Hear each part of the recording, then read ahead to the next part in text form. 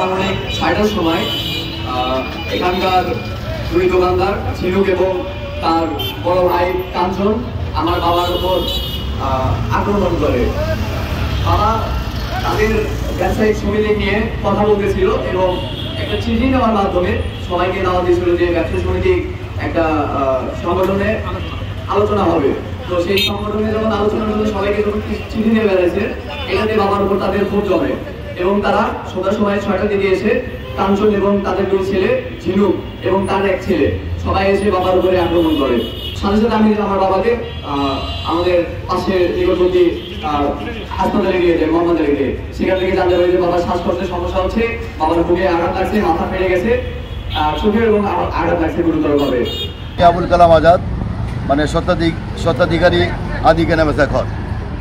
মানে গতকাল সন্ধ্যায় আমি আমার দোকানের সামনে দাঁড়িয়েছিলাম, মানে কতিপয়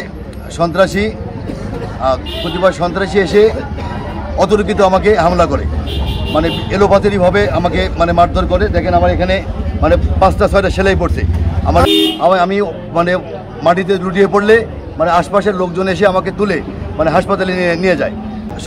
সন্ত্রাসীরা কাঞ্চন, মানে কাঞ্চনের দুই ছেলে সাদমান, মানে সাকিব, ঝিনুক এবং মহিব, এরা সহ আরও লোকজন মিলে এসে অতর্কিত হামলা করে আমাকে আমার দোকান ভাঙচুর করে প্রায় ২-২.৫ লক্ষ টাকার মতো আমার মালামাল মানে ধ্বংস করে এবং আমার ক্যাশে থাকা মানে প্রায় ৫-৬ লক্ষ টাকা মানে এরা লুট করে নিয়ে যায়।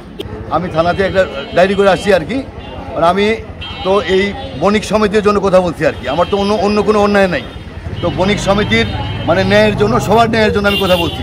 এই লক্ষ্যে আমরা একটা চিঠি দেই যে আপনারা আগামী বুধবার দিন ১১টার সময় সমিতির অফিসে উপস্থিত হবেন। এই বলে আসার পর তারা সবাই উৎফুল্ল চিত্তে আমাদেরকে করে আর সহযোগিতা করে, কিন্তু এটা কাঞ্চন বাহিনী এটা সহজে গ্রহণ করতে পারেনি। তারা আমাদের এক ব্যবসায়ী আজাদের ব্যবসা প্রতিষ্ঠানে হামলা চালায়। আবুল কালাম আজাদ আদি কেনাবেচা ঘর, তার ব্যবসা প্রতিষ্ঠান ভাঙচুর করে এবং তাকে মারধর করে এবং তার ক্যাশ বাক্স থেকে ছিনতাই করে নিয়ে যায়।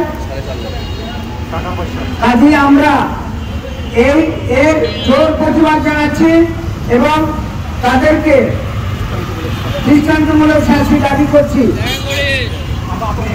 আমরা তাদের এই ইয়েতে আমরা ব্যবসায়ীরা তাদের এই সন্ত্রাসী কর্মকাণ্ডে আতঙ্কিত।